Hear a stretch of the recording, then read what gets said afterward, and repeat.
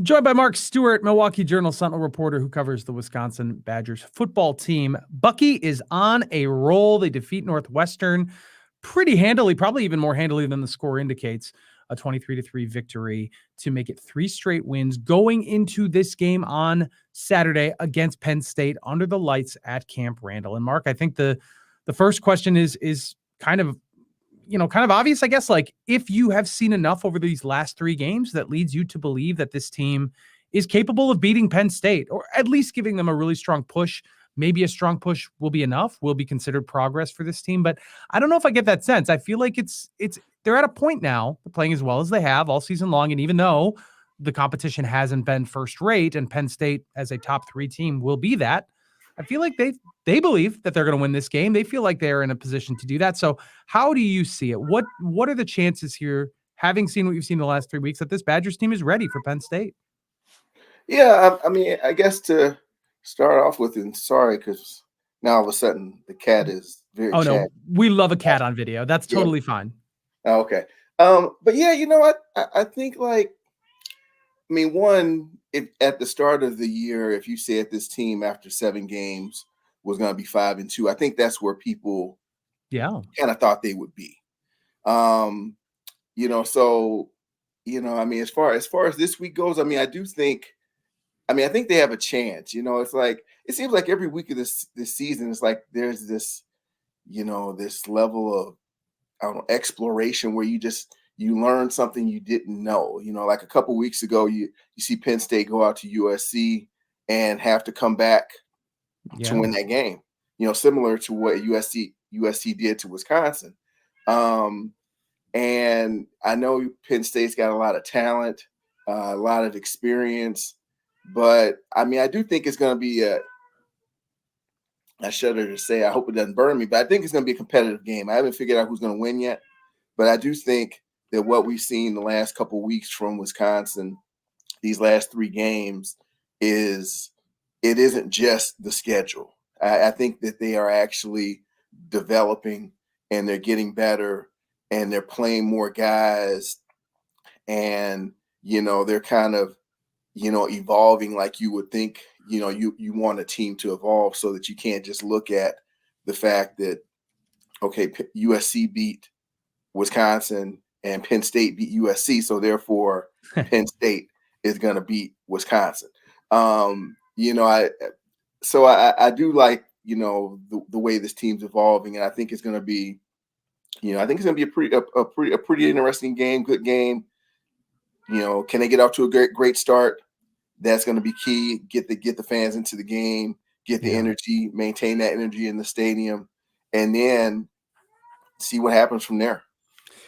A couple things give me pause because you brought up USC, and in addition to the schedule not providing really any, I mean, I feel like Rutgers and Northwestern, they have aspects to their team that are good, but nobody is convinced that the schedule they've played is of elite caliber to this point. And I feel like USC and Alabama, those losses have been devalued a little bit. Alabama's still in another class, but they've taken a couple losses now. USC losing to Maryland? Come on, man. What's going on? I mean, how did that happen? That feels like a missed opportunity now. They had the lead, of course, in the first half. USC flashed its incredible athleticism, came back. USC was still the better team that day. But now it kind of feels like, man, if they think of themselves in that top tier, they probably should have beaten USC. And I think if they had, they would be considered in the top tier. This would be looked at as a clash between 2 probably ranked teams at Camp Randall Stadium under the lights. Here's the other thing that gives me pause, and that is I don't want to call it recklessness, but Braedyn Locke throws a lot of interceptions, and he also throws a lot of balls that probably should have been intercepted. A lot of dangerous passes. Some of that is a function of his size, things getting tipped at the line, but mostly, and I feel like him and Jordan Love of the Packers are kind of riding parallel tracks this year. 5-2, coming into their own, doing well. They're not obviously the same, but also making some real risky throws. What have you observed about Braedyn Locke? Do you feel like there is that acknowledgement or some concern? And I mean, can they overcome that? Because if they throw 2 or 3 interceptable passes against Penn State, guess what? They're not going to beat Penn State. So what have you observed with Braedyn Locke? Yeah, I mean, let's go back the last 3 games. He had 2 interceptions against Purdue. One was not his fault. One was random. Yeah, one the ball bounced off Will Pauling's hands and into the defensive back's hand. So we'll credit him Sure. one, we'll give him credit for that one. But again, a couple other balls that if other than Purdue, they would have been intercepted. Yeah, so yeah, I mean, but what I look at that too is like it's sort of a function of, okay, do you want, in one stretch you want Wisconsin to be more aggressive and attacking things, and not all those throws were, aggressive type throws downfield where that were almost intercepted, but in one breath you want Locke to be a little more aggressive and the offense to be a little more aggressive in terms of attacking defenses, and when you do that, that's what happens. I mean, you look at the Rutgers interception, the first when he had in the first half, that was, I mean, he shouldn't have thrown it, but he was attacking the defense, going over the top, trying to make a big play. You look at the one against Northwestern, again, now he said that ball got away from him a little bit, and I'm not exactly sure where CJ Williams was on the play, but again, he was going downfield, trying to make something happen. So in a sense, I'm wondering, okay, is this just a function of them being, them trying to be a little more aggressive, them trying to get exploit opportunities with Vinny Anthony or CJ Williams down the field. But yeah, you're right. I mean, the fumble, you can't have fumble is a little concerning too. I think these last 3 games he's had 2 turnovers, be them all his fault or not. And that's an area again of improvement. He's got it. You can't have that this week.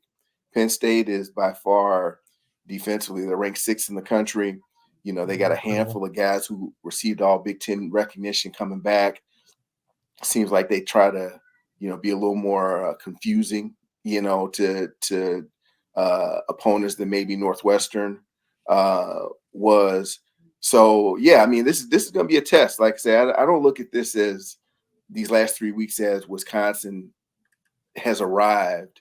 I mean, I look at this as more, hey, this was a great stretch of development and they showed a lot of things, but they still have some stuff to show too, especially on offense and really on defense too. They have some things to show on both sides of the ball against a real quality team.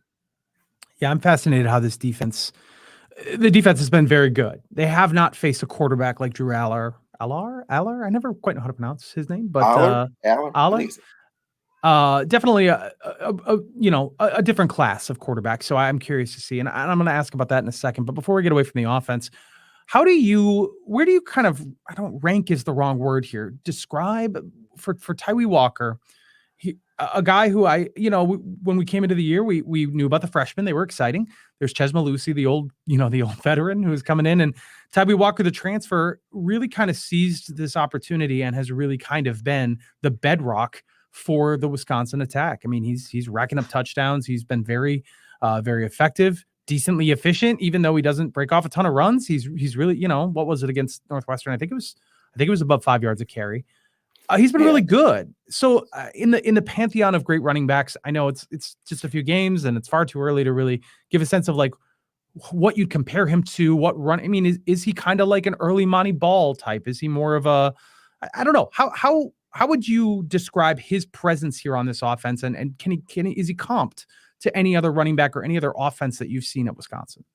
Yeah, you mentioned Monte Ball. I don't think that he doesn't remind me of Monte Ball, because Monte Ball was really he was more of a he could get those tough yards, but he was a more of a speed guy too. He was more of a big play guy. Gosh, who does he remind me of? And I ask because I don't know. Like, he really is different from the other running backs that you've had at Wisconsin. Yeah, I mean, he's a physical runner, but he's not big like Jonathan Taylor was. Jonathan Taylor was he's a specimen of a human being. You look at him and you're like, geez, I wouldn't want to tackle that guy. But he does wear teams down. He does find a way to wear defenses down, it feels like. And Tawee, while he's not as big as Taylor or even obviously Braedyn Allen last year, he has this want in terms of being a physical runner. And and when you consider 5'9", 220 or whatever, I mean that's packing a punch, at that level. Yeah. So, I mean, I think what he's brought is, willingness to, not that anyone else wasn't physical, but I think he feels that's kind of his calling card is that, okay, I'm going to, being a physical runner, I know I'm going to take some hits, but come fourth quarter, I feel like I'm going to be the one that's dishing out more punishment. And I think too, some of that attitude kind of rubs off on your team, your offensive line. I mean, I talked with Riley Mallman after the game last on Saturday, and he kind of talked about, how how it sounds when Walker runs the ball. It almost reminded me of when baseball players take hitting practice, and there's certain hitters where the crack of the bat, you just turn around and he was describing something similar with Walker. So I do think there's an intangible effect that he's having with the offense that, in addition to the yards he's putting up. And again, it could be, in a physical, I think it's going to be a physical game. He's the kind of guy that maybe, makes a difference, against a team like Penn State.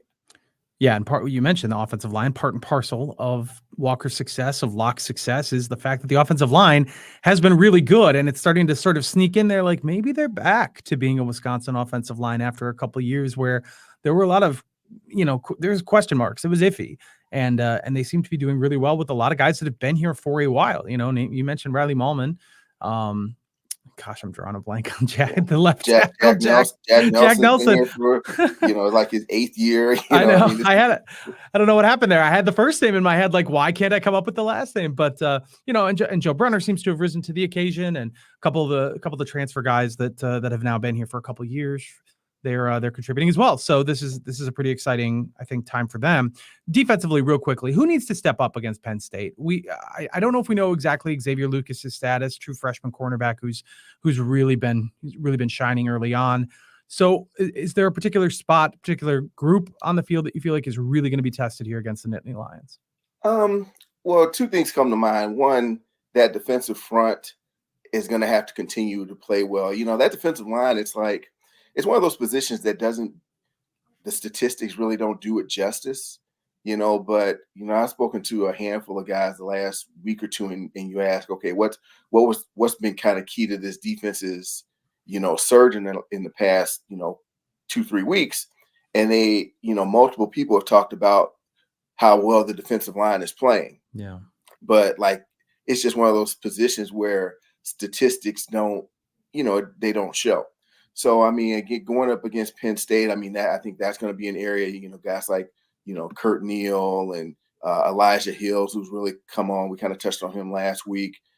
Ben Barton, he had a big block. Ben Barton's been blocked a field goal, but he's been playing well. So that unit has to stand up and perform well.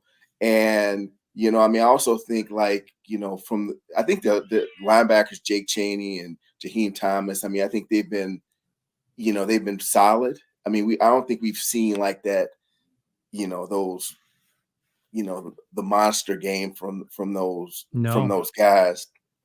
So, I mean, those would be guys where you talk about who do I think, needs to step up. I mean, I would look at that linebacker position. I mean, Jake Chaney, he's one of the leaders of the defense. He's got the microphone in his head. He's very key to communication. Jaheim Thomas, coming from Arkansas, played a lot of these, SEC teams, LSU, Alabama, Georgia. I think he played Georgia last year. So he's kind of experienced this type of team. So I'm interested to see how those guys do in this environment against a team that's, seems like they're pretty balanced. They can run the ball some, and obviously they have a pretty good quarterback too. Yeah, allowed 1 touchdown here in the last 3 weeks. So it's been a good run for the defense. Nothing like what happens against Penn State, though. That'll be a brand new test. Again, 6:30 p.m. kickoff at Camp Randall Stadium. Mark Stewart will be there. Find everything he has at jsonline.com. I will be there as well. We will get you updated on everything that's going on. Check in with you again next week. Take care.